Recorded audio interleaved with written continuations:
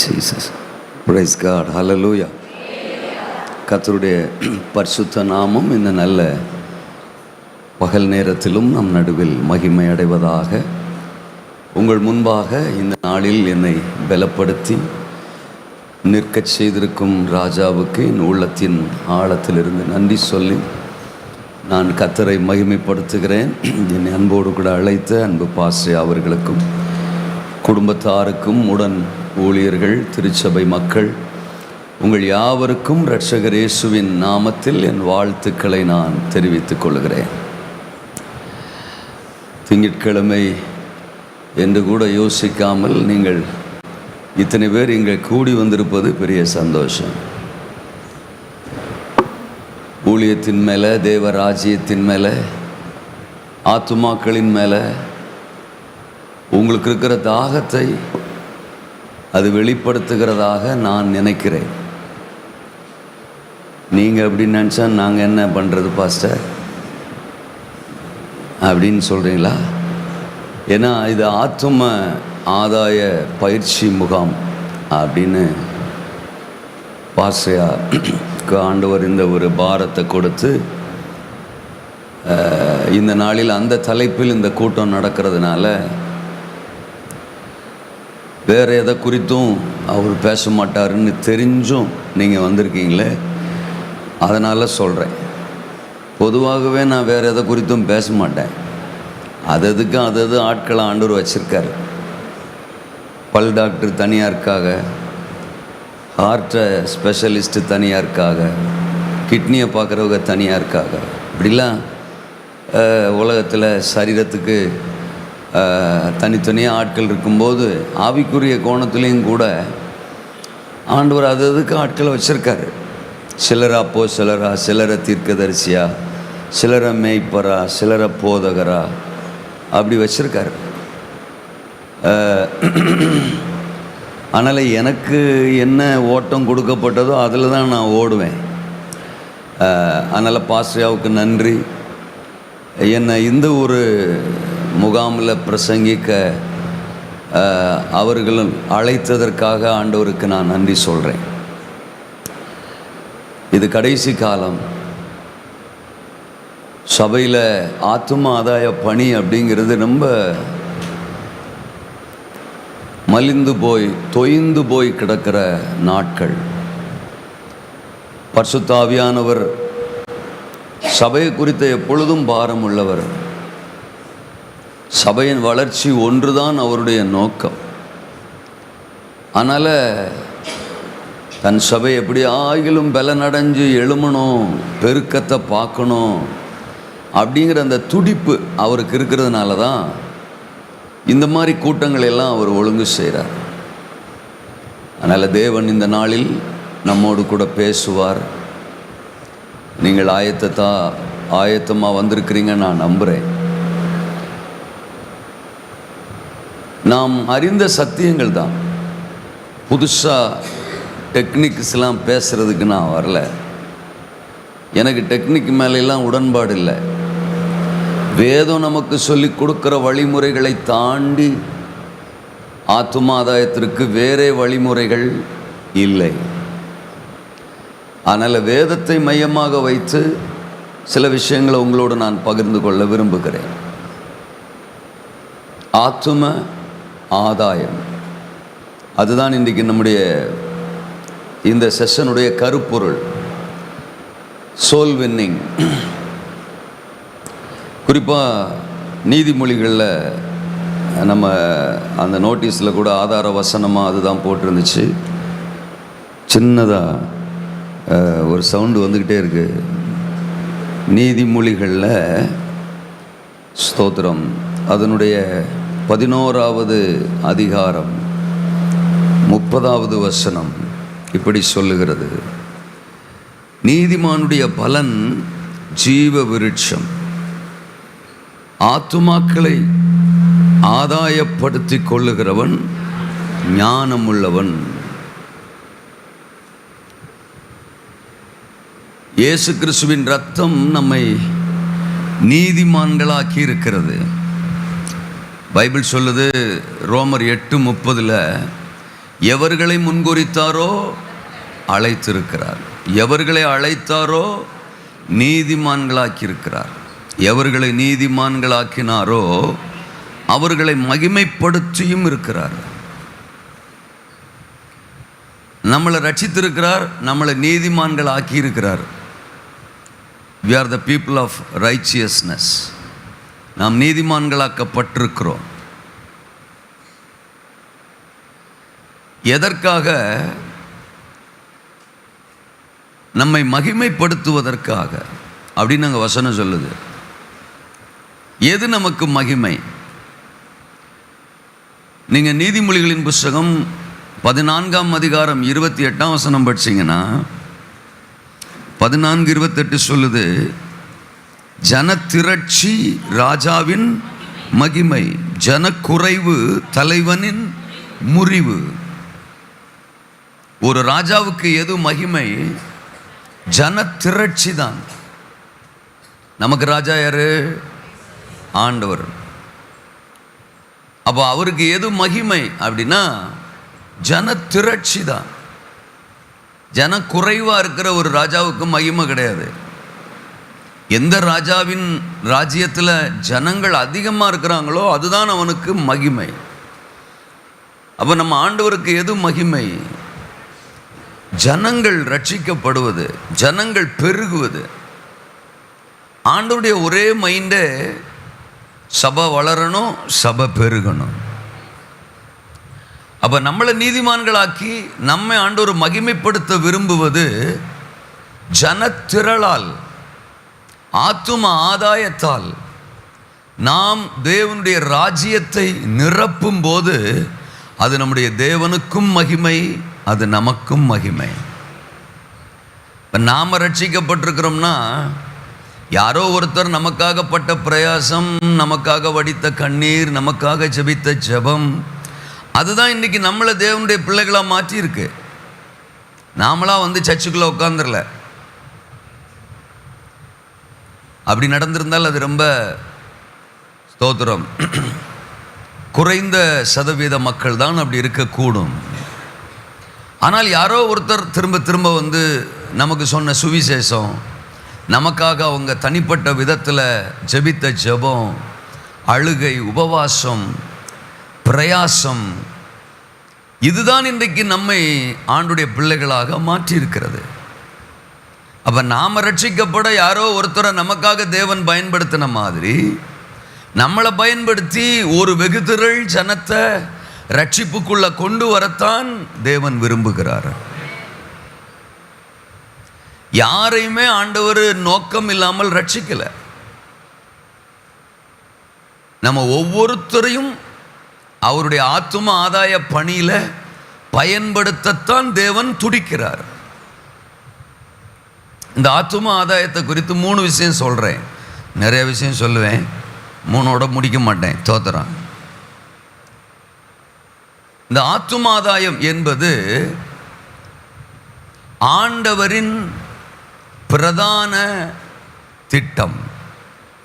ஆண்டவரின் பிரதான திட்டம், சித்தம். இரண்டாவது, அழைப்பின் பிரதான அவசியம். சொல்லுங்க அந்த வார்த்தையை. அழைப்பின் பிரதான அவசியம். ஆண்டவரின் பிரதான சித்தம், அழைப்பின் பிரதான அவசியம். மூன்றாவது, அபிஷேகத்தின் பிரதான நோக்கம். சொல்லுங்க, அபிஷேகத்தின் பிரதான நோக்கம். முதல்ல சொன்னேன், இது ஆண்டவருடைய பிரதான சித்தம். ஆத்தும ஆதாயங்கிறது சர்வ வல்லவருடைய பிரதான சித்தம்.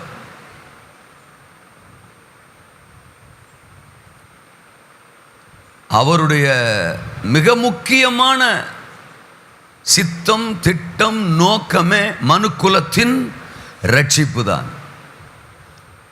1 தீமோத்தேயு 2:4 சொல்றாரு, எல்லா மனுஷரும் ரட்சிக்கப்படவும் சத்தியத்தை அறிகிற அறிவை அடையவும் தேவன் என்னவா இருக்கிறாரா? சித்தமுள்ளவராயிருக்கிறார். 3:16 யோவான்ல படிக்கிறோம். தம்முடைய ஒரே பேரான குமாரனை விசுவாசிக்கிறவன் எவனோ அவன் கெட்டு போகாமல் நித்திய ஜீவனை அடையும்படிக்கு அவரை தந்தருளி இவ்வளவாய் உலகத்தில் அன்பு கூர்ந்தார். லூக்கா 19:10 படிக்கிறோம். இழந்து போனதை தேடவும் ரட்சிக்கவுமே மனுஷகுமாரன் வந்திருக்கிறார். இப்படி தோத்திரம் 2 பேதுருல 3:9 படிக்கிறோம். தாமதிக்கிறார் என்று சிலர் எண்ணுகிறபடி அவர் தமது வாக்குத்தத்தத்தை குறித்து தாமதமாயிராமல் ஒருவரும் கெட்டு போகாமல் எல்லாரும் மனம் திரும்ப வேண்டும் என்று விரும்பி நம்மேல் நீடிய அவர் விருப்பம், அவர் சித்தம், முழு மனுக்குலமும் ரட்சிக்கப்படணும். நான் ரட்சிக்கப்பட்டேன், என் வீட்டுக்காரர் ரட்சிக்கப்பட்டார், என் பிள்ளைங்க ரட்சிக்கப்பட்டுச்சு போதும்னு சொல்கிறதுக்கு இல்லை. நம்ம பக்கத்து வீடு, நம்ம தெருவு, நம்ம கிராமம் எல்லாம் முழங்காலும் முடங்கணும். எல்லா நாவுகளும் கர்த்தரை அறிக்கை செய்யணும்.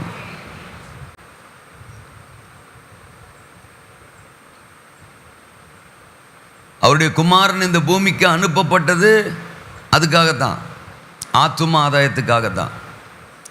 கிறிஸ்து கல்வாரி சிலுவையில் ஜீவனை கொடுத்தது ஆத்தும ஆதாயத்துக்காகத்தான். அவர் 3ஆம் நாள் மரணத்தை ஜெயித்து உயிரோடு எழுந்தது ஆத்தும ஆதாயத்துக்காகத்தான். சொல்ல மாட்டீங்களா? ரொம்ப நேரம் போகணும். நீங்களும் கூட மாட வந்தீங்கன்னா நல்லாயிருக்கும். இருக்கீங்களா? உங்களை எழுப்பி விடுறது எனக்கு ஒரு பார்ட்டாக இருக்கக்கூடாது. இல்லையா? சொல்லுங்கள். எலும்பு நாளுகளாகவே இருக்கிறவங்கள்ட்ட பேசுகிறது நல்லது. எழுப்பி விட்டு பேசுகிறது ரொம்ப சிரமமாக இருக்கும். கூடமாட வருவீங்கன்னு நினைக்கிறேன். ஆமேனா? ஆளை கொள்கிற மாதிரியே பார்க்கக்கூடாது. சரி, அப்போது சிலுவை மரணம் ஆத்துமாதாயத்துக்காகத்தான், உயிர்த்தெழுதல் ஆத்துமாதாயத்துக்காகத்தான். பெந்தெகோஸ்தே நாளில் பரிசுத்தாவியானவர் ஊற்றப்பட்டது, சபை ஸ்தாபிக்கப்பட்டது, எல்லாமே. உங்களை ஒன்று சொல்லட்டுமா? நம்மளை அவர் ஆசீர்வதிக்கிறதே, நம்மளை ஒரு உசுரோட வச்சிருக்கிறதே, கொரோனால கொல்லாம வச்சிருக்கிறதே,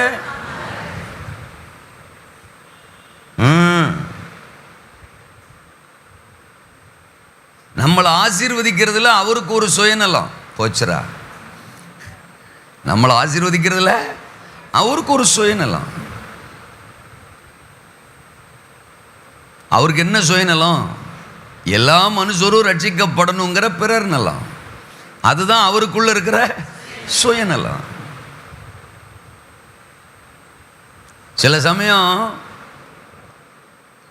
நம்மளை தேவன் ஆசீர்வதிக்கும் போது நமக்கே டவுட்டாக இருக்கும். எப்படிரா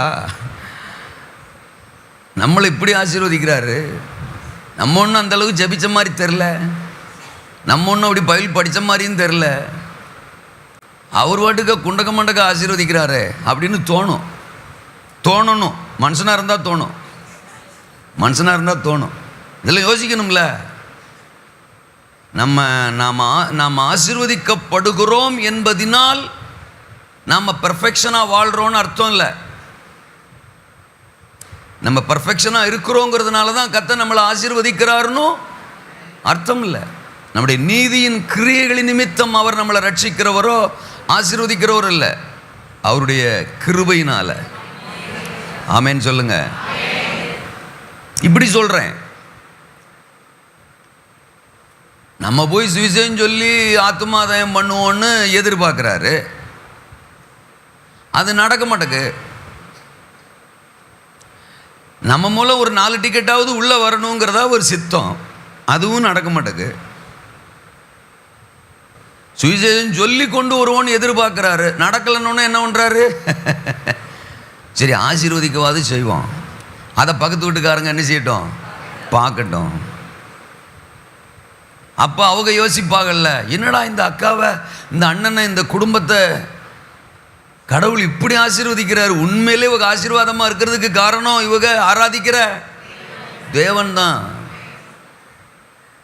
இவங்க தான் அதை சொல்ல மாட்டாங்களே ஒழிய நமக்கு தெரியாதா என்ன? சொல்றதுக்கு தப்பா எடுத்துக்கிறாதீங்க, தோத்திரம். சொல்றதுக்கு அவங்களுக்கு மூளை இல்லாட்டாலும் புரிஞ்சுக்கிறதுக்கு நமக்கு என்ன மூளையா இல்லை? நான் சொல்றது உங்களுக்கு புரியும்னு நினைக்கிறேன். சுவிசேஷ சொல்றதுக்கு அவங்களுக்கு மூளை இல்லாட்டாலும் அவங்க ஆசீர்வாதத்தை பார்த்து புரிஞ்சுக்கிறதுக்கு நமக்கு மூளையா இல்லை. உண்மையிலேயே இவங்க அந்த சர்ச்சுக்கு போறாங்க, பைபிளை கையில் வச்சிருக்காங்க. அதனால தான் அந்த ஆண்டவர் இவங்களை என்ன செய்கிறாரு? ஆசீர்வதிக்கிறாரு. அவங்க சொல்லலாட்டாலும் பரவாயில்ல, நாம் அந்த ஆண்டவரை தேடினோம்னா நம்மளே என்ன செய்வார்? ஆசீர்வதிப்பார். நம்ம ஆசீர்வாதத்தை பார்த்தாகிலும் அவங்க சர்ச்சுக்கு வரட்டும்னு தான் சில சமயங்களில் நம்மளை. அப்போ அவர் நோக்கம் என்னன்னா, எப்படி ஆகிலும் ஆத்துமாக்கள் ரட்சிக்கப்படணும். சிலுவையின் ரத்தம் ஒரு நாளும் வீண் போகக்கூடாது. ஒவ்வொரு ஆத்துமாவுக்காகவும் அவர் ரத்தம் சிந்தி இருக்கிறார். குறிப்பிட்ட கூட்டம், குறிப்பிட்ட இனம், குறிப்பிட்ட மொழி பேசுறவங்க, மதம் அப்படிலாம் இல்லையே. எல்லா மனுஷரும் ரட்சிக்கப்படவும் சத்தியத்தை அறிகிற அறிவை அடையவும் அவர் என்னவா இருக்கிறாரு? சித்தமா இருக்கிறாரு. அப்ப ஆத்தும ஆதாயம் என்பது தேவனின் பிரதான சித்தம்.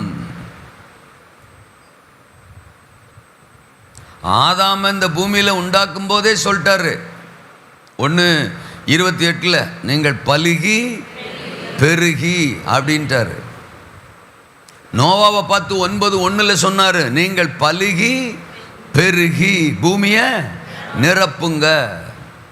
மத்தேயு 28 தோத்திரம் 19 சொன்னாரு, நீங்கள் புறப்பட்டு போய் சகல ஜாதிகளையும் சீசராக்குங்க. மார்க் 16:15 சொன்னாரு, நீங்கள் உலகமெங்கும் போய் சர்வ சிருஷ்டிக்கும் சுவிசேஷத்தை பிரசங்கியுங்கள். அப்போ ஆண்டவர்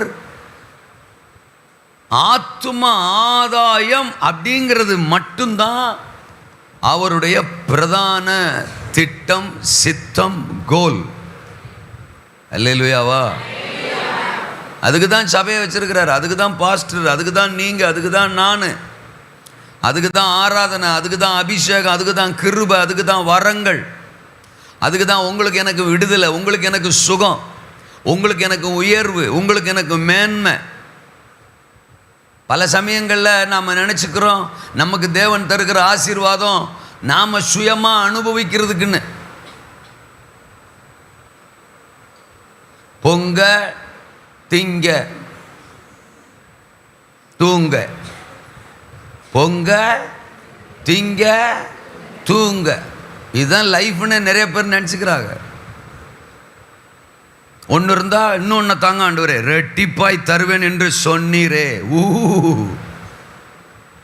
இப்படியே கேட்டு கேட்டு கேட்டு கேட்டு கேட்டு பிடுங்கி பிடுங்கி பிடுங்கி பிடுங்கி பிடுங்கி பிடுங்கி திங்க. இதுதான் நிறைய பேருடைய பிரதான தொழிலாகவே இருக்கு. சர்ச்சுக்கு வர்றதே நிறைய பேர் அதுக்கு தான். ஏற்கனவே இருக்கிற ஆசீர்வாதம் பத்தாது, இன்னும் ரிசீவ், ஓஹோ ரிசீவ் ரிசீவ் அப்படின்னு.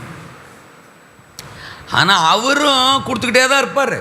அவர் கொடுக்கறதில்ல தோத்திரம், வள்ளல், அவர் கொடுத்துக்கிட்டே இருப்பார். ஆனால் ஒன்று, அவர் கொடுக்கறது நம்ம சுயத்துக்காகன்னு நினைக்கக்கூடாது. இருக்கீங்களா? இந்த எபேசியரில் ஒரு வசனம் இருக்கும், அதை 5வது அதிகாரம்னு நினைக்கிறேன். எபேசியர் 5வது அதிகாரத்தில் நான் வாசிக்கிறேன். தோத்திரம், ஒரு நிமிஷம்.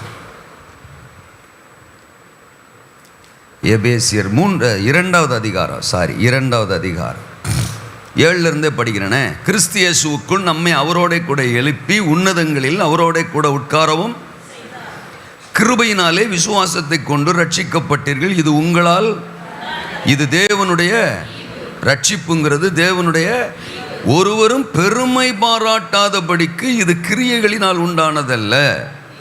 ஏனெனில் நற்கிரியைகளை செய்கிறதற்கு நாம் கிறிஸ்து இயேசுவுக்குள் சிருஷ்டிக்கப்பட்டு தேவனுடைய செய்கையாக இருக்கிறோம்.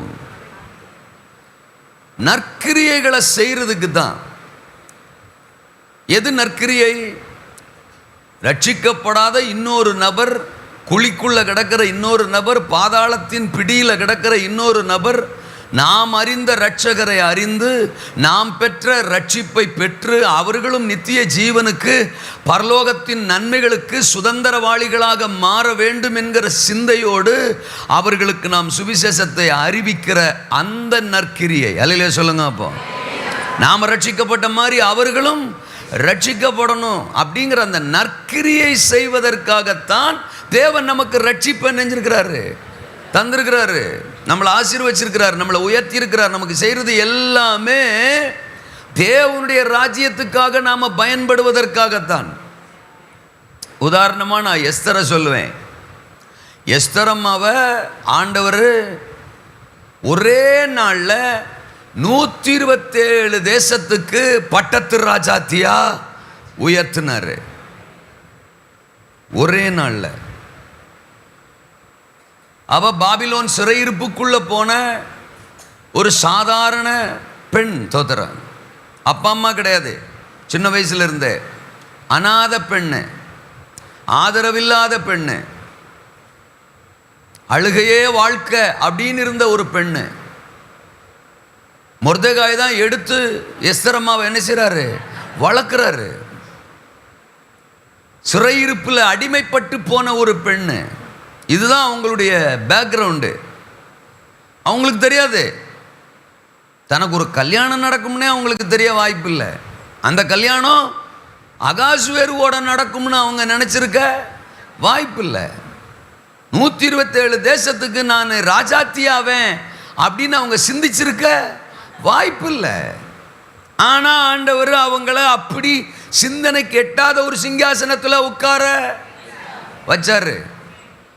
தேவனால எல்லாம் சிறியவனை எளியவனை உயர்த்துகிறவர். எஸ்தரம்மா என்ன நினச்சிருப்பா?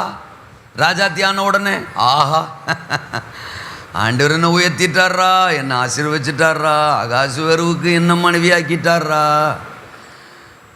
கொடுத்தாலும் கொடுத்தாலும் ஒரு புருஷன் ஆத்தாடி தோத்திரம், எப்படி ஒரு ராசாவை எனக்கு புருஷனாக கொடுத்துருக்கிறாரு, என்ஜாய் அப்படி தான் நினச்சிருப்பா. ட்ரெஸ்ஸை மாற்றி மாற்றி போட்டிருப்பா. ஒரே டெக்கரேஷனாக தான் இருந்திருக்கும். ராசாத்தியில் சிக்கு சிக்கு சிக்கு சிக்குன்னு ஒரே ட்ரெஸ்ஸு தான். கண்ணாடிக்கு முன்னாடி ஒரே டெக்கரேஷன். இந்த ட்ரெஸ்ஸை போட்டு அழகு பார்த்துருப்பா, அந்த ட்ரெஸ்ஸை போட்டு அழகு பார்த்துருப்பா. இதே ஜாலியாக இருந்திருக்கும். திங்க பொங்க தூங்க இதே தான் வேலை.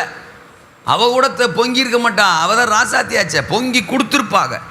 விதவிதமான சாப்பாடு. ராசாத்தி இல்லை, மரியாதை தான், கனம்தான், பயம்தான், எல்லாம் கிடச்சிட்டு இப்போ. அவ நினைச்சிருப்பா நாம இதை சுகபோகமா அனுபவிக்கிறதுக்கு தான் ஆண்டவர் இந்த ஸ்தானத்தை நமக்கு, இந்த உயர்வை நமக்கு தந்திருக்கிறாருன்னு. ஆனா அவளுக்கு தெரியாது ஏசுரத்தஞ்சயம். அதுக்கு முன்னாடியே ஆண்டவர் ஒரு மகா பெரிய திட்டத்தோட தான் அவளை அந்த அரண்மனைக்குள்ள அனுப்புனாருங்கிறது அவளுக்கு தெரியாது. ஆமானுங்கிற ஒரு தந்திரக்காரன் அகாசுவேருவுக்கு ஐடியா கொடுத்து 127 தேசத்தில் இருக்கிற தேவனுடைய பிள்ளைகளை, யூத ஜனத்தை ஒரே நாளில் அழிக்கிறதுக்கு திட்டம் போட்டிருக்கான், சட்டம் போட்டிருக்கிறான். அந்த ஆமானை அழித்து 127 தேசத்தில் இருக்கிற யூத ஜனங்கள் ரட்சிக்கப்படணும், பாதுகாக்கப்படணுங்கிற ஒரே நோக்கத்துக்காகத்தான் எஸ்தரை ராஜாத்தியா சிங்காசனத்தில் ஆண்டவர் உட்கார வச்சாரு. எப்பொழுதுமே இந்த எண்ணம் நமக்கு இருக்கணும். ஒரு வேலையை கொடுக்குறாரா, பணத்தை கொடுக்குறாரா, சிங்காசனத்தை கொடுக்குறாரா, உயர்வை கொடுக்குறாரா, பொசிஷனை கொடுக்குறாரா, நான் திங்கிறதுக்கும் தூங்குறதுக்கும் இல்லை. நான் அதை சுயமாக அனுபவிக்கிறதுக்கு இல்லை. என்ன ஒரு ஆஃபீஸுக்குள்ளே அனுப்புகிறாரா, என்னை கொண்டு அங்கே என்னமோ ஒன்றை செய்ய போகிறாரு. ஆமீன். அடுத்த வாரம் கூட சொல்லலாம்.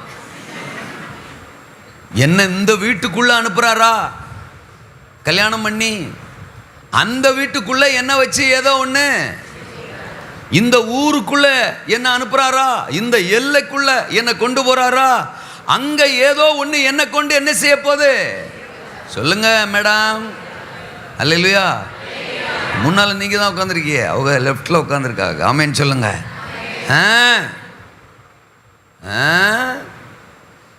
எகிப்துக்கு யோசேப்பை கொண்டு போறாரா, பார்வோனுக்கு அடுத்த சிங்காசனத்தில் அவனை உட்கார வைக்கிறாரா. அவன் ஜாலியா இருக்கிறதுக்கு இல்ல, அவர் ஜனம் காக்கப்படுவதற்காக, அவர் சித்தம் செய்யப்படுவதற்காக. யாக்கோபுடைய குடும்பம் 70 பேர், அந்த 70 பேர் பஞ்ச காலத்தில் பாதுகாக்கப்படணுங்கிறதுக்கு தான் யோசேப்பை முன்னாலேயே கொண்டு போய் சிங்காசனத்தில் சீட்டில் நினைச்சாரு. ஹாய் சிங்காசனம் ரிசீவ் அப்படின்னு என்ஜாய் பண்றதுக்காக இல்ல, தேவ ஜனம் இதை விளங்கிக்கணும். ஆமென். தாவீதுக்கு கொடுத்த உயர்வாக இருக்கட்டும், மோசேக்கு வந்த அழைப்பாக இருக்கட்டும், யோசுவாவுக்கு கிடைத்த ஸ்தானமாக இருக்கட்டும், எஸ்தருக்கு கிடைத்த ராஜாத்தி பட்டமாக இருக்கட்டும், தொதரம் வேதத்தில் இங்க ஒவ்வொருத்தரையும் பாருங்க, எல்லாருக்கும் தேவன் கொடுத்த உயர்வு, பதவி, வருமானம், சிங்காசனம், அதிகாரம் எல்லாமே அவர்கள் அனுபவிப்பதற்காக அல்ல, ஆண்டவர் சித்தத்தை நிறைவேற்றுவதற்காக. இந்த ஆங்கிள் நம்ம பார்த்தோம்னா நம்ம லைஃப் மகிமையா இருக்கும். எனக்கு ஒரு புருஷனை கொடுக்குறாரா, எனக்கு ஒரு மனைவியை கொடுக்குறாரா, எனக்கு ஒரு குடும்பத்தை கொடுக்குறாரா, எனக்கு ஒரு பிள்ளையை கொடுக்குறாரா, எனக்கு எதை கொடுத்தாலும் அதுல ஏதோ ஒரு தேவ சித்தம் இருக்கு அப்படின்னு நீங்க யோசிச்சீங்கனாலே அந்த தேவ சித்தத்தை ஆண்டவர் வெளிப்படுத்துவார். I am not for my own, only for my God. நான் என் சுயத்துக்காக இந்த பூமியில வாழல, என் தேவனுக்காகவும் தேவ ராஜ்யத்துக்காகவும் தான் இந்த பூமியில என்ன கர்த்தர் வச்சிருக்கிறாரு. எவ்ரி டே, எவ்ரி டைம் நான் தேவ சித்தத்தை செய்யறதுக்காகத்தான் இந்த பூமியில வைக்கப்பட்டிருக்கிறேன். அந்த தேவ சித்தம் ஆத்தும ஆதாயம். 30 லட்சம் மக்களை விடுதலை செய்யணும், அதுதான் மோசே குறித்த தேவ சித்தம்.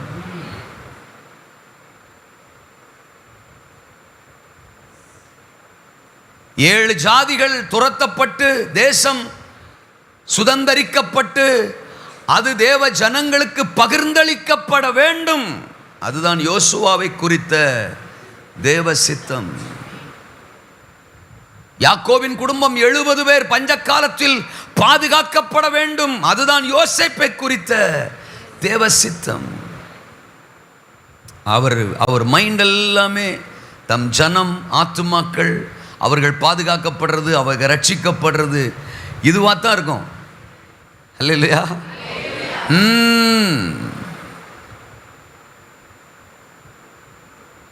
யோசேப்புங்கிற ஒருத்தனை பாடாப்படுத்தி வருவர்னு வருத்ததும் அவர் ஜனம் இஸ்ரவேலருக்காகத்தான். ஐயையோ என்ன ஆளை விட்டுருங்கன்னு 80 வயசுல கெஞ்சின ஒரு கிழவனையும் கூட்டிட்டு வந்து பாடாப்படுத்தினது வருவர்னு வருத்ததும் அவர் ஜனம் இஸ்ரவேல் மக்களுக்காகத்தான், ஆத்துமாக்களுக்காக. அல்லேலூயா சொல்லுங்க.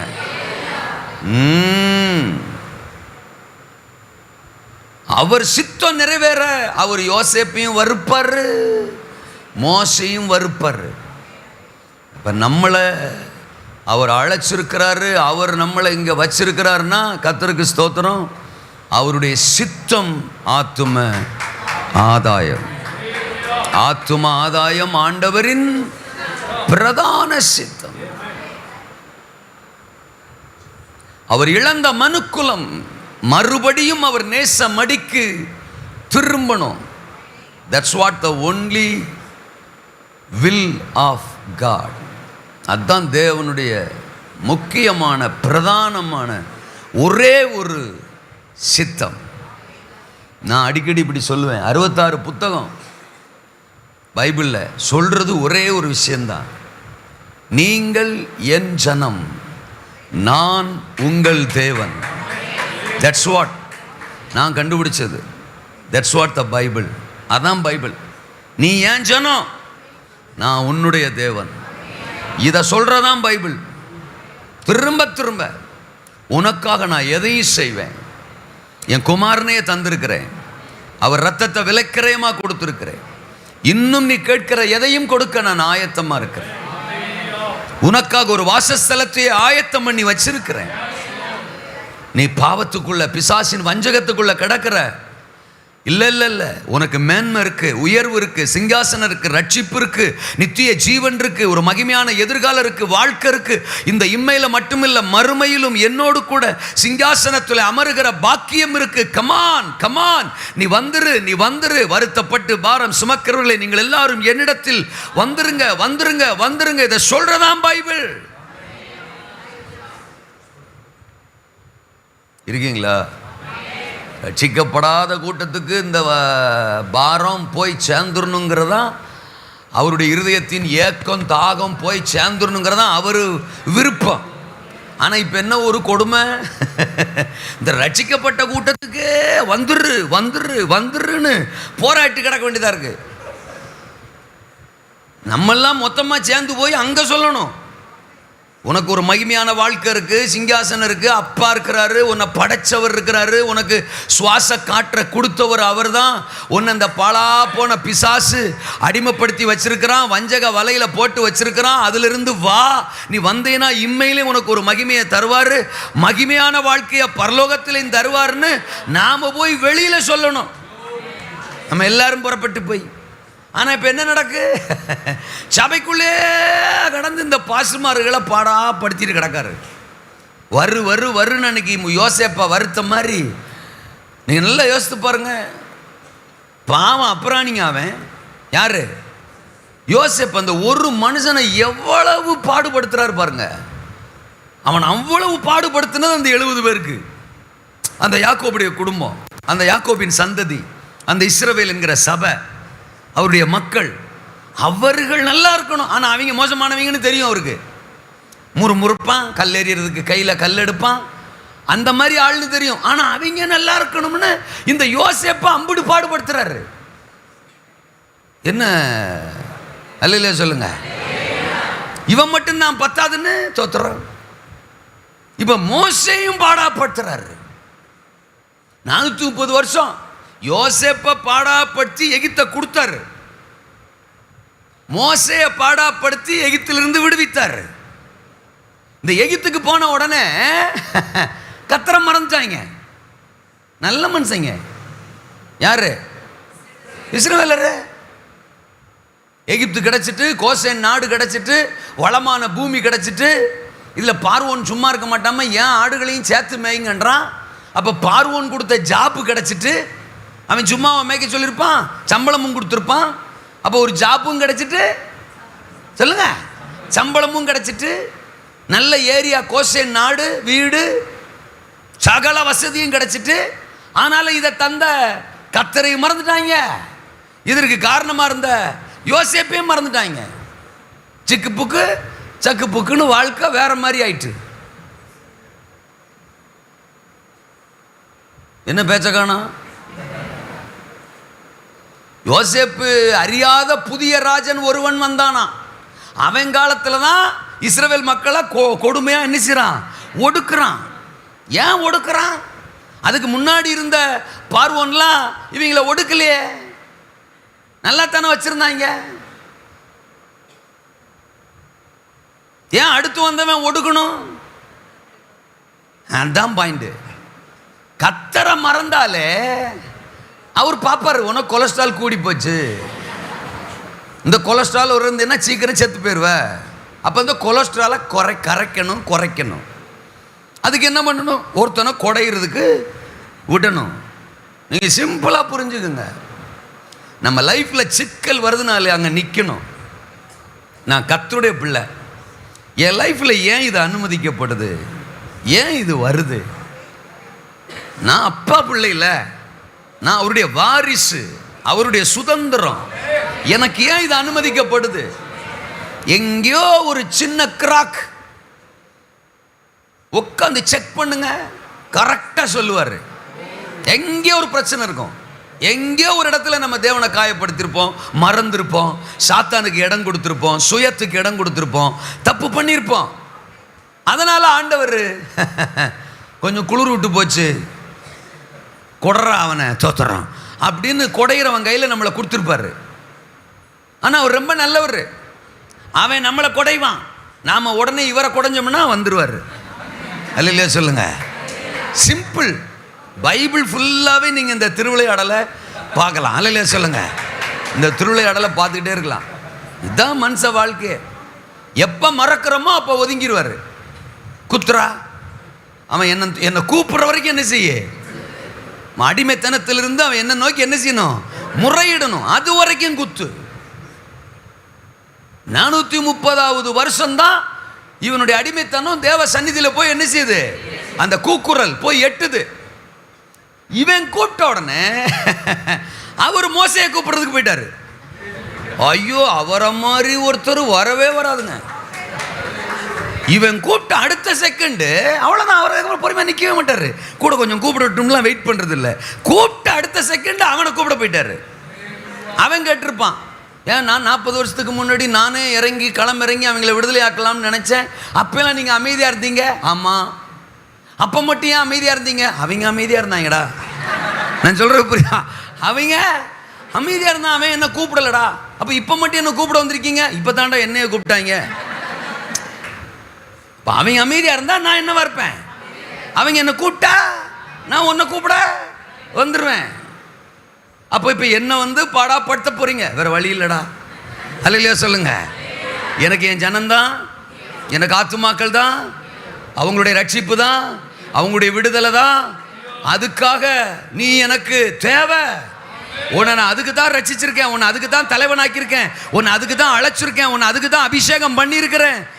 என் சித்தம் என் ஜனம் மீட்கப்படணும். அல்லேலூயா. ஆத்தும ஆதாயம் ஆண்டவரின் பிரதான சித்தம்.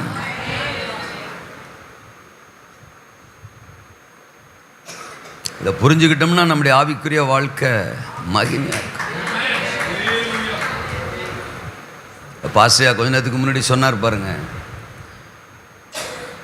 ஒரே பிரயாணம் தான்.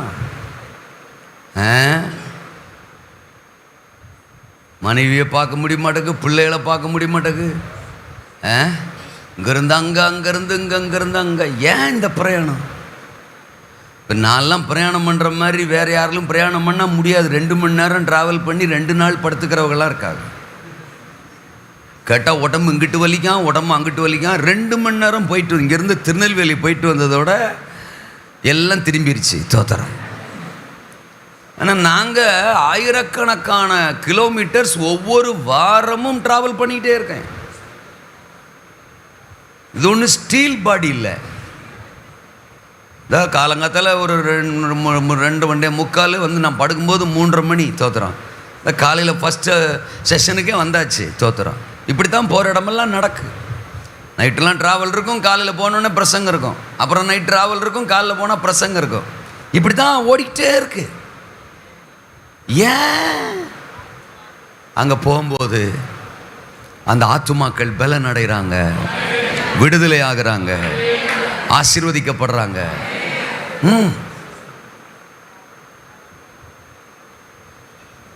அன்னைக்கு ஒரு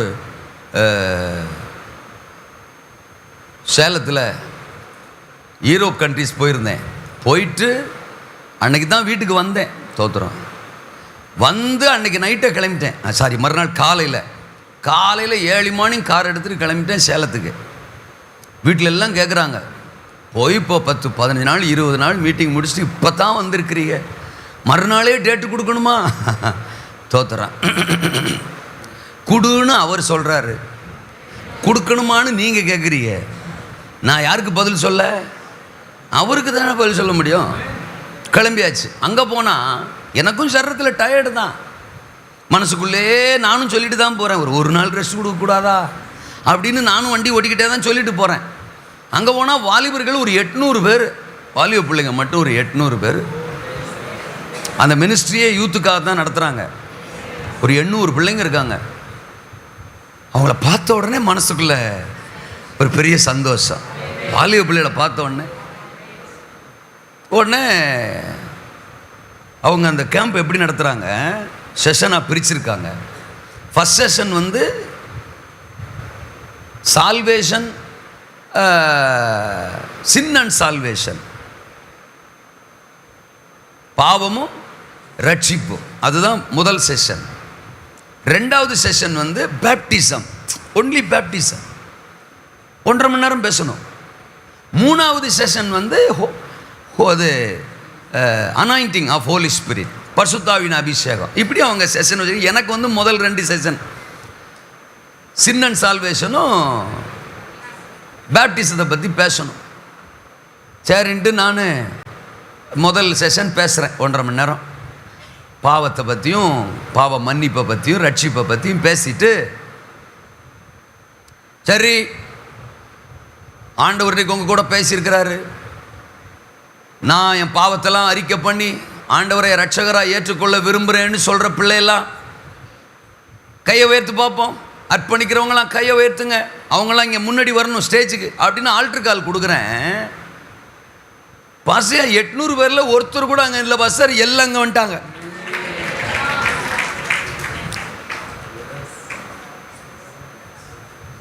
எட்நூறு பிள்ளைகளும் முன்னாடி வந்து நிற்குது. கண்ணீரோட அழுதுகிட்டு கையை உயர்த்தி அந்த வாலிப பிள்ளைய முன்னாடி நிற்கும் போது, போடா இன்னும் எத்தனை கிலோமீட்டர் வேணாலும் போலாண்டா. எத்தனை பேருக்கு சொல்றது புரியுது? அதுல ஒரு வாலிபன் அழுது ஒப்பு கொடுத்திருந்தாலே பரலோகத்தில் மிகுந்த சந்தோஷம். 800 பேர் முன்னாடி வந்து நிற்கிறாங்க. செகண்ட் செஷன் பேப்டிசத்தை பற்றி பேசணும். எனக்கே ஒரு என்னது, அது ஒரு வித்தியாசமான அனுபவமாக இருந்தது. நான் பல பிரசங்கங்கள் நாங்கள் பிரசங்கம் பண்ணுறோம் செய்கிறோம். 1.5 மணி நேரம் ஞானசானத்தை பற்றி மட்டும் பேசணும். எனக்கே புதுசாக இருக்குது. ஏன்னா நம்ம ஞானசானத்தை பற்றி எப்போ பேசுவோம், அந்த ஒப்பு கொடுக்குறவங்களை முன்னாடி உட்கார வச்சு ஒரு ஷார்ட்டாக ஒரு என்ன ஒப்பு கொடுக்குறியா, சரியா ஞானசானம்னா இதுதான் அதுதான் சரி முக்கிடலாம் அப்படின்னு முடிச்சிருவோம். 1.5 மணி நேரம் பேசணுமா?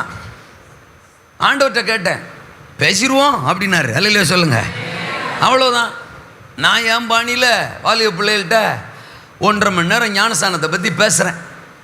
இப்போ பிரசங்கம் முடிஞ்சோடனே ஞானசானம் எடுத்தவங்க கொஞ்சம் பேர் இருப்பீங்க, எனக்கு தெரியும். இந்த ஞானசானம் எடுக்காத பிள்ளைகளுக்கு இப்போ ஆண்டவர் பேசியிருக்கிறாரு. எத்தனை பேர் ஞானசானத்துக்கு ஒப்பு கொடுக்குற அவங்கெல்லாம் இங்கே வாடினா 80% பிள்ளைங்க ஞானசானத்துக்கு முன்னாடி வந்துட்டாங்க சார். நான் சொல்றது புரியுதா? அப்போ ரட்சிக்கிறதுக்கு, ஆத்துமாக்கள் அவர் பக்கம் ஈர்க்கிறதுக்கு, இழுக்கிறதுக்கு தேவன் எவ்வளவு துடிப்புள்ளவராக இருக்கிறாரு. இதில் 2 விஷயத்தை பார்க்கணும். தேவனுக்கும் அவ்வளவு துடிப்பு இருக்கு. இன்னொரு கோணத்தில் தங்கள் வாழ்க்கையை ஒப்பு கொடுக்கவும் ஆத்துமாக்கள் இன்னைக்கு அதை ஆயத்தமாக தான் இருக்கிறாங்க. வாலிப பிள்ளைகள்லாம் எங்கே ஏற்றுக்கிறோம்? அது இந்த காலத்து வாலிப பிள்ளைகள்லாம் எங்கே ஏசுனா அதில் ஏற்றுக்கிறோம்? அதெல்லாம் சும்மா அப்படி நம்ம சொல்லலாம். இன்னைக்கு இருக்கிற சூழ்நிலை வாலிப பிள்ளைகள் எல்லாம் மயக்கி வச்சிருக்கு. அவங்க உலக மயக்கத்தில் கிடக்கிற பிள்ளைங்க. அந்த பிள்ளைகளாம் ஆண்டரை ஏற்றுக்கிற மாட்டாங்க, ஞானசானத்து ஒப்பு கொடுக்க மாட்டாங்க. நம்மளே முத்திரை குத்தி வச்சிருக்கிறோம். ஆனால் அங்கே 80% பிள்ளைங்க ஞானசானத்துக்கு வந்து அழுது முன்னால் ஒப்பு கொடுக்குதுன்னா அப்போ தே ஆர் ரெடி. ஆத்துமாக்கள் இன்றைக்கும் ஆயத்தமாக தான் இருக்கிறாங்க. ஆண்டவரும் ஆயத்தம், ஆத்துமாக்களும் ஆயத்தம். சபதான் ஆயத்தமானு தெரியல. என்ன பேச்ச காணோம்? மொத பிரசங்கத்தை ஒரு முறை கேட்கிறவன் தான் வாழ்க்கையை ஒப்பு கொடுக்கறதுக்கு வெளியில ஆயத்தமா இருக்கிறான்.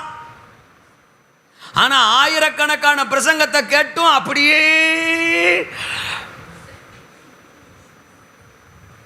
அசையாம உக்காந்துக்கிட்டு இருக்கிற ஒரே குரூப்பு இவர் நம்மளை தான் சொல்கிறாரோ அப்படின்னு நீங்கள் நினைக்கலாம். நான் உங்களை சொல்லலை, சபையை சொல்கிறேன். இருக்கீங்களா? இன்னைக்கு நீங்களும் நானும் ஆத்தும ஆதாய பணிக்கு ரெடினா அவர்களை ரட்சிக்க ஆண்டவர் ரெடி. 59:1 ஏசாயா, ரட்சிக்க கூடாதபடி கர்த்தருடைய கை, கேட்க கூடாதபடி அவருடைய செவி. ஏன்னா அவருடைய பிரதான நோக்கமே ஆத்தும ஆதாயம் தாங்கும் போது அவர் கை எப்படி குறுகி போகும்? சொல்லுங்க மேடம். அவர் ரெடியா தாங்க இருக்காரு. நம்ம செயல்படுறதே இல்லை. உட்கார்ந்த இடத்த யாருக்கு கொடுப்போங்கிற மாதிரி. நிறைய ஆத்துமாக்கள் வந்துட்டா பாஸ்டர் என்ன பண்ணுவார்? சர்ச்சில் இடம் பத்தாதுல, ஏற்கனவே 2 ஆராதனை 3 ஆராதனை ஒரே டைட்டாக போய்கிட்டு இருக்கு. இதில் வர எல்லாரும் வந்துட்டா என்ன பண்ணுறது? பில்டிங்க்கு என்ன பண்ணுவார், இடத்துக்கு என்ன பண்ணுவார்? பாஸ்டர் ரொம்ப கஷ்டப்படுவார். நீங்கள் ஒன்றும் அப்படிலாம் ஃபீல் பண்ண வேணாம். அல்லேலூயா. பாஸ்டரும் ஃபீல் பண்ண வேணாம், நாமளும் ஃபீல் பண்ண வேணாம். இதுக்கு ஓனர் அவர், சர்வ வல்லவர். ஆமேனா? நாகர்கோயிலே வரட்டும், இந்த பட்டணமே வரட்டும். சபைக்கு இடம் வருமா வராதான்னு பார்த்துருவோம். என்ன பேச்ச காணா ஆளுகளை பாரு. இது அவருடைய பரிபூரண சித்தம். என் வீக்னஸே அதுதான். ஒரு பாயிண்ட்லேயே நின்றுக்கிட்டு இருப்பேன். அல்லையா சொல்லுங்க. அப்போ 2வது இது என்னவா? ஆத்துமாதாயம் அழைப்பின் பிரதான அவசியம். கர்த்தர் நம்மளை அழைச்சிருக்கிறாரா இல்லையா? என்ன அது சத்தத்தை காண? 1 கொரிந்தியர் 1:26, சகோதரரே நீங்கள் அழைக்கப்பட்ட அழைப்பை பாருங்கள்.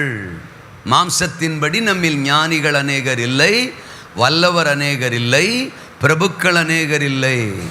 27ஆம் வசனம், ஞானிகளை வெட்கப்படுத்த தேவன் உலகத்தில் பைத்தியமானவைகளை,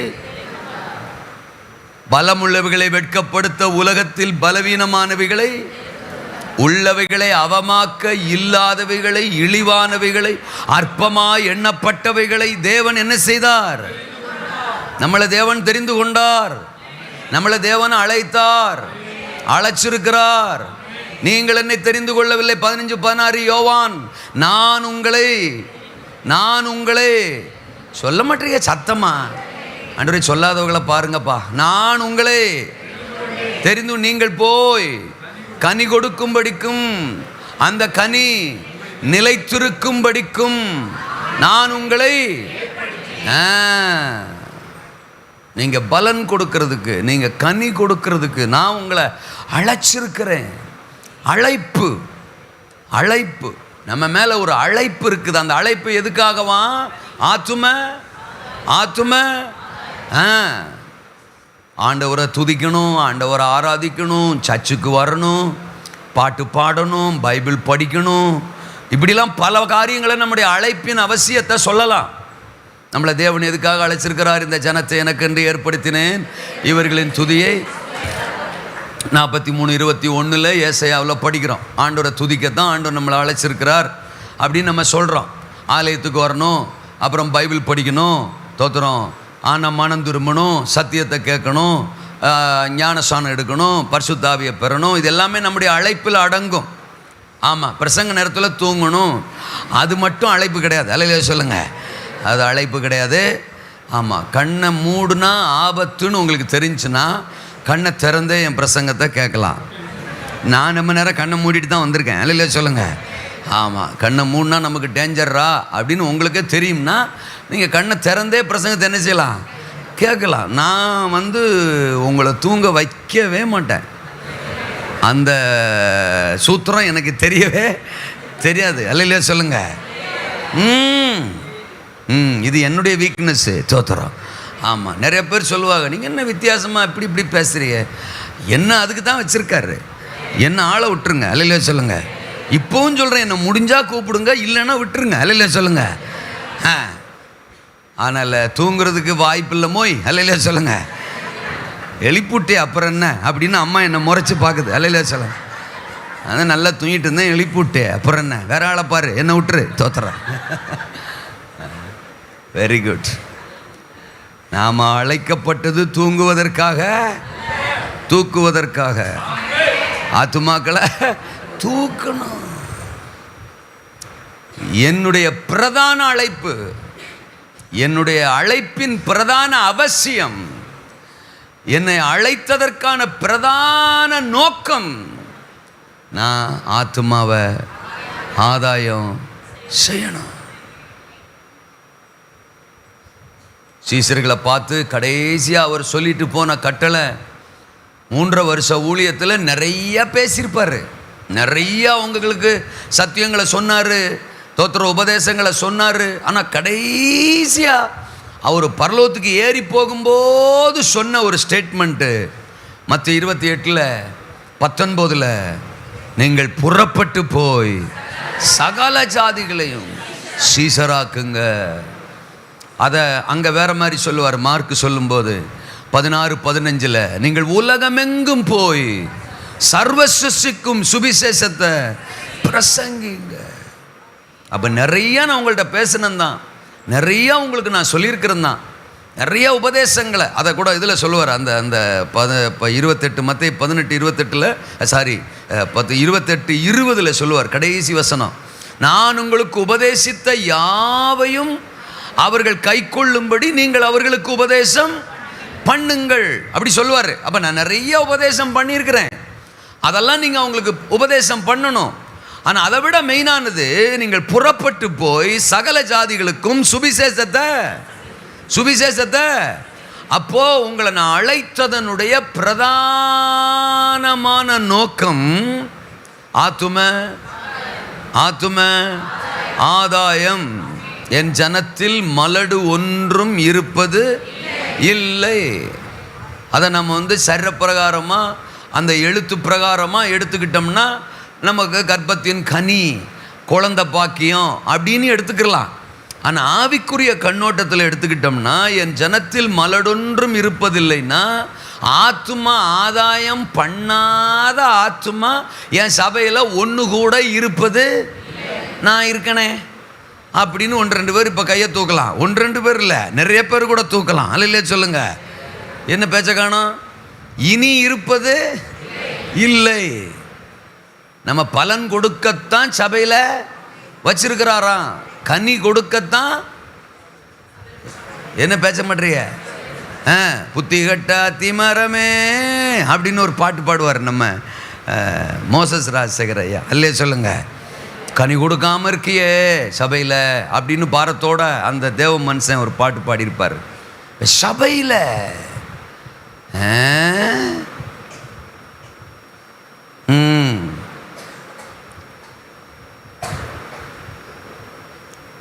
ஒரு ஆத்துமாவும் இந்த ஆத்துமா ஆதாயத்தில் இறங்கிட்டாலே உலகத்தில் என்னென்னமோ வளருது, என்னென்னமோ டெவலப் ஆகுது. ஆனால் சபை மட்டும் அப்படியே தான் இருக்கு. ஏன்? நாம் அப்படியே இருக்கிறதுனால, இது என் இடம், யாருக்கும் தரமாட்டேன், தள்ளி உட்காரு. சில ஆள்லாம் 3 பேர் உட்கார இடத்த ஒரே ஆள் உட்காந்துக்கிறது. தோத்திரம். நான் பல முறை இந்த கால்குலேஷன் சொல்லுவேன். 100 பேர் இருக்கிற ஒரு சபை ஒரு வருஷத்துக்கு ஒரு ஆத்துமா ஆதாயம் பண்ணாலே அந்த வருஷம் முடியும் போது 1000 பேர் ஆகிடுமா? பரவாயில்லையே, உங்கள் கணக்கும் நல்லா தான் இருக்குது. 100 பேர் இருக்கிற சபை ஒரு வருஷத்துக்கு ஒரு ஆத்துமாவை ஆதாயம் பண்ணால் அந்த வருஷம் முடியும் போது 200, 2 வருஷத்தில் 400, 3 வருஷத்தில் 800, 400 + 400, அப்போ 800, 4 வருஷத்தில் 1600, இன்னும் 1 வருஷம் சேர்த்துக்கிறோம், 5 வருஷத்தில் 3200. எப்போளோ அதை கால்குலேஷன் கேட்கும்போதே எப்படி இருக்கு பாருங்க. 5 வருஷத்தில் 100 பேர் இருக்கிற சபை 5 வருஷம் ஆகும்போது வருஷத்துக்கு ஒரு ஆத்துமாவை ஆதாயம் பண்ணாலே 3000. 3200 ஆத்துமாங்க 5 வருஷத்துல ஆயிடுங்க. 50 வருஷம் ஆனாலும் ஆக மாட்டேங்குங்க. இன்னைக்கு ஜனவரி தொடங்கி செப்டம்பர் ஆயிப்போச்சு. நம்மளால சபைக்குள்ள வந்த ஆத்துமா எத்தனை பேர்? நம்மளால சபையை விட்டு நின்ன ஆத்துமா எத்தனை பேர்?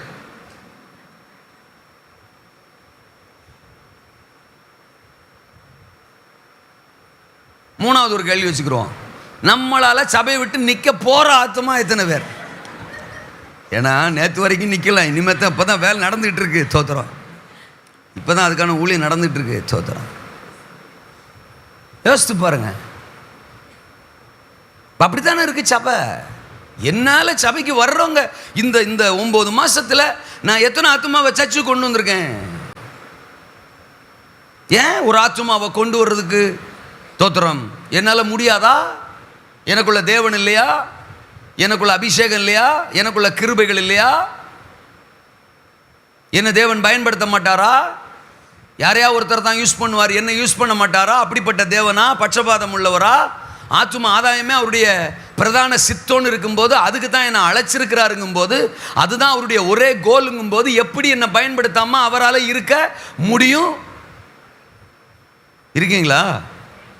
எங்கேயோ நான் தான் என்னை விட்டு கொடுக்காம, அதற்காக எஃபோர்ட் எடுக்காம, செயல்படாம, முயற்சிக்காம நான் மூலையில் முடங்கி கிடக்கிறேங்கிறதான் காரணமா இருக்குமேங்கிறது ஒழிய தேவன் என்ன பயன்படுத்தலாங்கன்னு யாரும் சொல்ல முடியாது. என்ன அழைச்சதே அதுக்கு தாங்கும் போது எப்படி என்ன விடுவாரு? மோசையை அழைச்சதே 30 லட்சம் மக்களை விடுதலை ஆக்குவதற்கு தான். அப்படிங்கும் போது மோசையை பயன்படுத்தாம எப்படி விடுவாரு? யோசேப்பு அழைச்சதே தம் ஜனத்தை பாதுகாக்கத்தான். அப்படிங்கும் போது யோசேப்பு எப்படி கை விடுவாரு? சிறைச்சாலையில் எப்படி அவனை விடுவாரு? பொத்திபார் வீட்டிலே அவனை எப்படி விடுவாரு? அனாதையா அவனை எப்படி விடுவாரு? அவனை அழைச்சதே தம் ஜனத்தை ஜீவரட்சணை செய்யும்படிக்குத்தானே. இருக்கீங்களா? பேதுருவை அழைச்சதே அவனுடைய ஒத்த பிரசங்கத்தில் 3000 பேர், அடுத்த பிரசங்கத்தில் 5000 பேர் ரட்சிக்கப்படணும் இருக்கும்போது, அவன் பாட்டுக்கு போய் ஒரு பூட்டப்பட்ட அறைக்குள்ள, சந்துக்குள்ள, பொந்துக்குள்ள உக்காந்துக்கிட்டானா விடுவாரா? விட்டாரா? எதுக்குமே பதில் இல்லையா? கடற்கரைக்கு போயிட்டான், மீன் பிடிக்க போயிட்டான், பழையபடியும் போயிட்டான், அழைப்பை மறந்துட்டு போயிட்டான், அழைப்பை தொலைச்சிட்டு போயிட்டான், மீன் பிடிக்கணுங்கிற ஆசையில் போயிட்டான், பணம் சம்பாதிக்கணுங்கிற எண்ணத்தில் போயிட்டான். போனால் போகட்டும் போடா அப்படின்னு விடுவாரா? அவனை வச்சு ஆயிரக்கணக்கான ஜனங்களை ஆதாயம் பண்ணணுங்கிறது அவருக்கு திட்டமாக இருக்கும்போது, அந்த கடற்கரையில் போய் திரும்பவும் போய் நின்று கோமளி வாடா அல்லையில சொல்லுங்க, நான் இல்லாமல் உன் வாழ்க்கையில் ஒன்றும் வராதுப்பா, உன்னை நான் அழைச்சதே வேறொரு காரியத்துக்குப்பா, நீ என்னப்பா இங்கே வந்து நிற்கிற? மீன் பிடிச்சிக்கிறானா? மீன் ஆளை பிடிக்க வாடான்னா தோத்துறான். மீன் பிடிக்கல வந்து நிற்கிறான். சரி, நீ தப்பே பண்ணிட்ட, என்னை மறுதளிச்சிட்ட, என்னை மறந்துட்ட, பணாசை உனக்கு வந்துட்டு, பொருளாசை உனக்கு வந்துட்டு, சோத்தாசை உனக்கு வந்துட்டு, மீனை பிடிக்கணுங்கிற எண்ணம் வந்துட்டு, பழைய வாழ்க்கை உனக்கு ஞாபகத்துக்கு வந்துட்டு, உன் மேலே 1000 குற்றச்சாட்டு இருக்கட்டும், தோத்துறான். உன்னை அந்த குற்றவாளி கூட்டிலிருந்து தூக்குவதற்கு தான் நான் வந்திருக்கிறேன். உன்னை கொண்டு போய் நிறுத்த வேண்டிய இடத்துல நிறுத்தி ஆயிரக்கணக்கான ஆத்துமாக்களை ஓ மூலமா ஆதாயம் பண்றதுதான் உன் மேல நான் வச்ச அழைப்பு. என் ஆடுகளை, அதுலேயும் என்னை ரொம்ப கவர்ந்த ஒரு வசனம், அந்த யோவான் 21:15 படிச்சிங்கன்னா, அவர்கள் போஜனம் பண்ணின பின்பு அப்படின்னு இருக்கும். அப்படி தானே இருக்கும். அவர்கள் போஜனம் பண்ணின, அவர் சீமோன் பேதுருவை நோக்கி அப்படின்னு, என் ஆட்டுக்குட்டிகளை, அடுத்த வசனத்தில் என் ஆடுகளை, என்னன்னா சோறு தானே முக்கியம்னு வந்த, எங்க அந்த கடற்கரைக்கு மீன் திங்கணும், அவர் போயிட்டாரு, கூட கூடையா கொடுப்பாரு, இப்போ ஆள் இல்லை, கைவிட்டு போயிட்டாரு, சோறு திங்கணும், மீன் வேணும், காசு வேணும் அப்படின்னு தானே வந்த. இந்த துண்ணு தோத்துறோம். எப்படி துண்ணு? அதுலேயும் வேடிக்கை என்னன்னா, இவங்க படகுலேருந்து அந்த வலைய மீனை இழுத்துட்டு வருவாங்க. கரையில் ஏற்கனவே நெருப்பு போட்டு பொறிச்சு வச்சிருப்பாராம். எப்படிரா? அல்ல சொல்லுங்க. ஏசுனார் சொல்லியிருப்பார், டேய் நான் வந்தேன்னா கடல்லையும் மீன் கிடைக்கும், கரையிலையும் மீன் கிடைக்கும். இதெல்லாம் இங்கெல்லாம் கிடைக்கிறதுக்கு வாய்ப்பே இல்லை. அப்படிங்கிறதெல்லாம் அங்க கிடைக்கும் நான் வந்தா. ஆமேனா? நீ பிடிச்சிட்டு வந்த மீன் கூட நீ பிடிக்கல, அதையும் கூட நான் தான் கொடுத்தேன். சோத்திரம், அதையும் நான் தான் கொடுத்தேன். அந்த வலையில் இருக்குவார், அதுவும் நான் கொடுத்தது தான். இப்போ கரையில் இருக்குவாது, அதுவும் நான் தான் கொடுத்தேன். நீ தான் திங்கணும்னு தானே வந்த. இனி நீ அதை சுத்தம் பண்ணி அரிஞ்சு தோத்துறோம், அப்புறம் நெருப்பு போட்டு அதை பொறிச்சு மசால் தடவி தோத்துறோம். திங்கிறதுக்கு நேரம் ஆகும். ஆனாலும் நான் ஏற்கனவே இங்கே எல்லாம் பொறிச்சு வச்சுருக்கேன். தின்னுட்டு மேட்ருக்கு வா. அல்லையா சொல்லுங்க. அப்போ நான் வந்த மேட்டரை சொல்லணும். அல்லேலூயா. அதுலேயும் சோத்தை போட்டுட்டு சொல்கிறாரு பாருங்க, அவர் நல்லவருங்க. அல்லையா சொல்லுங்க. அப்படின்னா என்ன அர்த்தம்? உனக்கானது எல்லாத்தையும் எப்பவும் நான் பார்த்துப்பேன், எல்லாத்தையும் நான் பார்த்துப்பேன். நீ ஒன்றை புரிஞ்சுக்கோ, உன் மேல் இருக்கிற அழைப்பு ஆடுகளை ஆத்துமாக்களை ஆதாயம் செய்வது. அல்லையா சொல்லுங்க. நீ சோறு பணம் சம்பாத்தியம், இன்னைக்கு நிறைய ஊழியங்கள் அப்படித்தான் போகுது. உடனே சம்பாத்தியம் பணம், அதெல்லாம் உனக்கு வேணும்னு எனக்கு. உன் நாவில் சொல் பிறவாவதற்கு முன்பாகவே உன் தேவை இன்னதென்பதை பரமபிதா. எத்தனை நாளைக்கு தான் இப்படி சோறு சோறு சோறு சோறு சோறு சோறுன்னு சாக போற? சோத்து சாம்பார். நான் பொதுவாக பேசும்போது இந்த மாதிரி அடிச்சு விட்டுருவேன், தோத்துறேன். ஏன்னா உங்களை பேசுகிறதா நான் நினச்சி பேசினா தான் யோசித்து யோசித்து பேசணும். பொதுவாக அடிச்சிடுறது, அது எங்களுக்கு தான் குத்துற மாதிரி இருக்குன்னா சந்தோஷப்பட்டுக்கிறது. அல்லேலூயா. ஆளுகளை பாரு, ஒரே சோறு பணம். ஊழியத்துக்கு வந்து 10 வருஷம் 15 வருஷம் 20 வருஷம் ஆன ஆளுகள் கூட இப்படித்தான் சுத்துது. ஆத்தும ஆதாயம்தான்.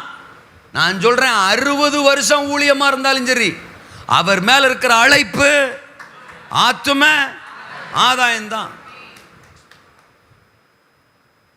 நான் இன்னைக்கு பாஸ்டர் ஆயிட்டேன், நான் ரெவரண்ட் ஆயிட்டேன், நான் ரைட் ரெவரண்ட் ஆயிட்டேன், பிசப்பு பிசப்பி மோஸ்ட் ரெவரண்ட், அது இப்போ புதுசாக கேள்விப்பட்டேன் நான். அல்லே சொல்லுங்க. அப்போ மோஸ்ட் ரெவரண்ட் பிசப்புகளுக்கெல்லாம் பிசப்பு. அல்லேலூயா. ஐயோ ராஜா கொள்றாங்கடா சாமி, புதுசாக கண்டுபிடிக்கிறாங்க தோத்திரம் பதவிகள்லாம். யாராவனாலும் இருந்துட்டு போங்க, வாழ்க, வாழ்த்துக்கள். ஆனால் உங்க மேல இருக்கிற அழைப்பு ஆத்தும.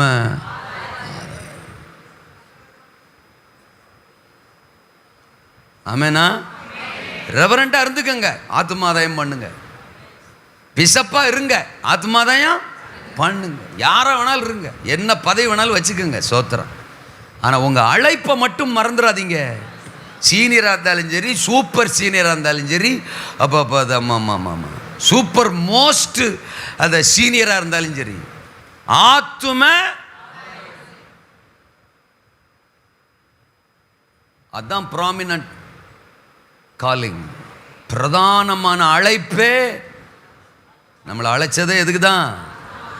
சொல்லுங்க பக்கத்தில் இருக்கிற ஆளை பார்த்து, உங்க மேல இருக்கிற அழைப்பே ஆத்தும. பக்கத்தில் இருக்க ஆளை பார்க்கறது கூட அவ்வளோ யோசிக்கிறீங்க. எப்படி பக்கத்து வீட்டு ஆத்துமாவை பார்ப்பீங்கன்னு தெரில. நம்ம பக்கத்தில் இருக்கிற அக்காவை அண்ணனை பார்க்கறதுக்கு சில ஆளை பார்க்குறேன், அவ்வளோதான் தோத்துறேன். அதுக்கு மீறி போக மாட்டேங்க கழுத்து. வாழ்க வளமுடன். கண்களை ஏறெடுத்து பாருன்றாரு, பக்கத்திலோட பார்க்க மாட்டீங்களே. அல்லேலூயா. சரி, அப்போ முதல்ல ஆத்துமாதாயம் ஆண்டவருடைய பிரதான சித்தம். ரெண்டாவது ஆத்துமாதாயம் அழைப்பின் பிரதான அவசியம். மூன்றாவது ஆத்துமாதாயம் அபிஷேகத்தின் பிரதான நோக்கம். பரிசுத்த ஆவியானவரை சபையின் நடுவில் ஆண்டவர் அப்போஸ்தலர் 2ஆம் அதிகாரத்தில் ஊற்றுகிறார். பழைய ஏற்பாட்டில் தனிப்பட்ட மனிதர்கள் மேலே குறிப்பிட்ட நேரங்களில் மட்டும் இறங்கி வந்த ஆவியானவர் கடைசி நாட்களில் மாம்சமான யாவர் மேலும். யோவேல் 2:28 அதை படிக்கிறோம். அப்போஸ்தலர் 2ஆம் அதிகாரத்தில் அதை படிக்கிறோம். அவங்க கூடியிருந்த மேல் வீட்டறையில் பலத்த காற்றடிக்கிற முழக்கம் போல வானத்திலிருந்து சடிதியாய் ஒரு முழக்கம் உண்டாகி அவர்கள் உட்கார்ந்திருந்த வீடு முழுவதையும் நிரப்பிற்று. இந்த பரிசுத்த ஆவியானவர் சபை நடுவில், இது அப்போஸ்தலர் உபதேசத்தில் 3ஆவது உபதேசமாக வருது. அப்போஸ்தலர் 2:38 படிக்கணும் இல்லையா? முதல்ல மனம் திரும்பணும், 2ஆவது ஞானசானம் பெறணும், 3ஆவது பரிசுத்த ஆவியின் வரத்தை பெறணும். இது 3ஆவது உபதேசம், அடிப்படை உபதேசம். அப்போ அபிஷேகம் சபைக்கு பிரதானம், அவசியம். அபிஷேகம் இல்லாமல் தோத்திரம் ஒரு ஆவிக்குரியவன் இந்த உலகத்தில் பயணிக்க முடியாது. அதனால தான் தேவன் அபிஷேகத்தை ஊற்றுகிறார். எல்லாம் இருக்கட்டும், ஆனால் இந்த அபிஷேகம் ஒரு மனிதன் மேலே ஊற்றப்படுகிற பிரதான நோக்கம் ஏசாயா 61:1 கர்த்தராகிய தேவனுடைய ஆவியானவர் என்மேல் சிறுமைப்பட்டவர்களுக்கு சுவிசேஷத்தை அறிவிக்க கர்த்தர் என்னை அபிஷேகம். அந்நிய பாஷை பேசணும் தான் தோத்திரம். அபிஷேகம் வரும்போது, ஆவியானவர் வரும்போது அங்கே ஒரு அசைவு வரும் தான், அந்நிய பாஷை அடையாளம் வரும் தான், சோத்திரம் கிருபைகள் வரும் தான், வரங்கள் வரும் தான், தீர்க்க தரிசனம் வரும் தான். இதெல்லாம் சரிதான்.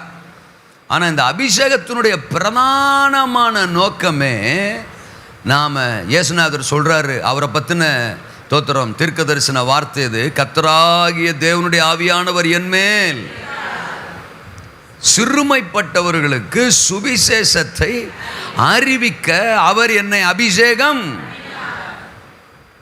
அபிஷேகம் உள்ளவன் ஆத்தும ஆதாயம் பண்ணுவான்.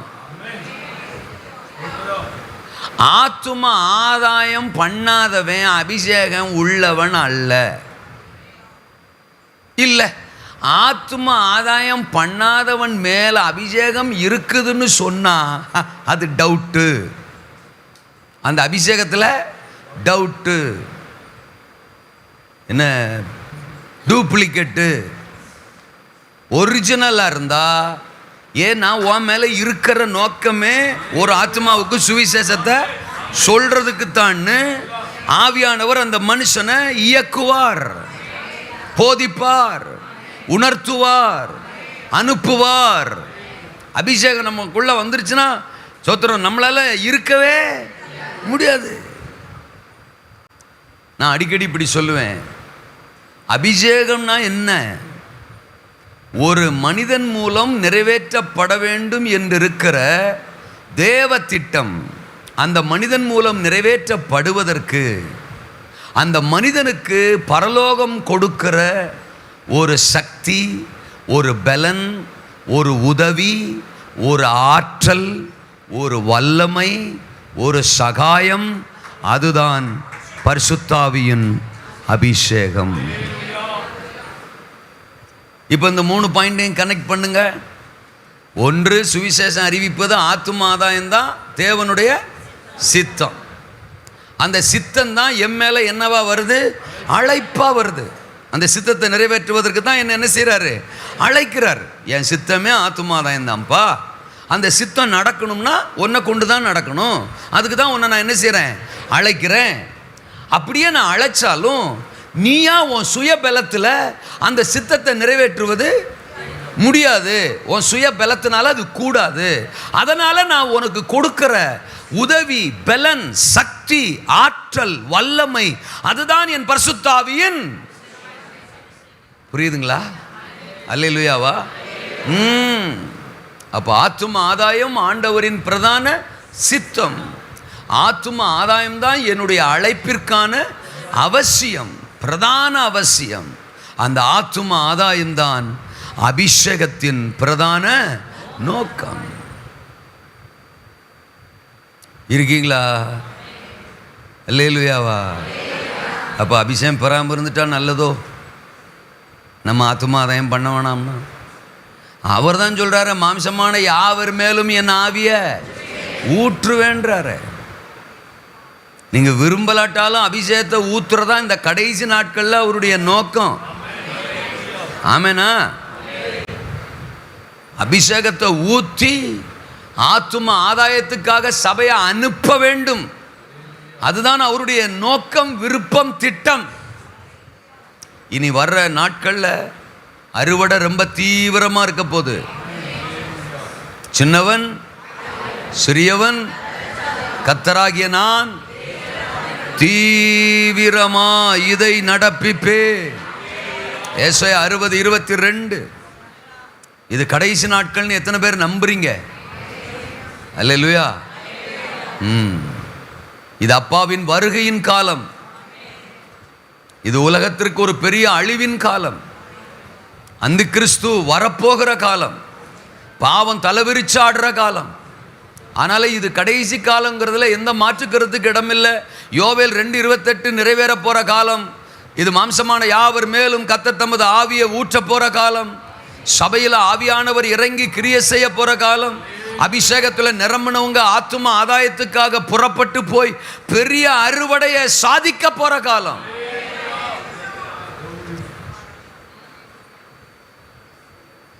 அபிஷேகம் பெறாமல் யாராகிலும் இருந்தால் அதை விரும்புங்கள், அதற்கு விட்டு கொடுங்கள், அதை ஆண்டவரிடத்தில் கேளுங்கள். மீட்கப்படும் நாளுக்கென்று முத்திரையாக பெற்ற பரிசுத்த ஆவி. இந்த உலகத்தில் நம்ம ரட்சிப்பின் வாழ்க்கை வாழணுன்னாலும் பரிசுத்த ஆவி தேவை. சாட்சியாக வாழணுன்னாலும் பரிசுத்த ஆவி வேலை. சத்தியத்தின்படி வாழணுன்னாலும் பரிசுத்த ஆவி தேவை. ஊழியம் செய்யணும்னாலும் பரிசுத்த ஆவி தேவை. சாத்தானை ஜெயிக்கணும்னாலும் பரிசுத்த ஆவி தேவை.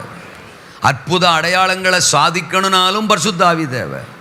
எல்லாத்துக்கும் மேலே அவர் வருகிற நாளில் அவரோடு கூட எடுத்து கொள்ளப்படணும்னாலும் முத்திரையாக இந்த பரிசுத்த ஆவி நமக்கு. யாரும் பரிசுத்த ஆவியானவரை ஒமிட் பண்ணவே முடியாது, அவரை அலட்சியப்படுத்தவே முடியாது. அபிஷேகத்தை நம்ம எல்லார் மேலும் அவர் ஊற்றி இருக்கிறார், ஊற்றவும் விரும்புகிறார். அப்படி அவர் ஊற்றுகிறதற்கான பிரதானமான நோக்கம் ஏதோ அந்த நேரத்தில் பரவசப்படுறதுக்காக மட்டும் இல்லை, ஏதோ அந்நிய பாஷை பேசிட்டு போகிறதுக்காக மட்டும் இல்லை.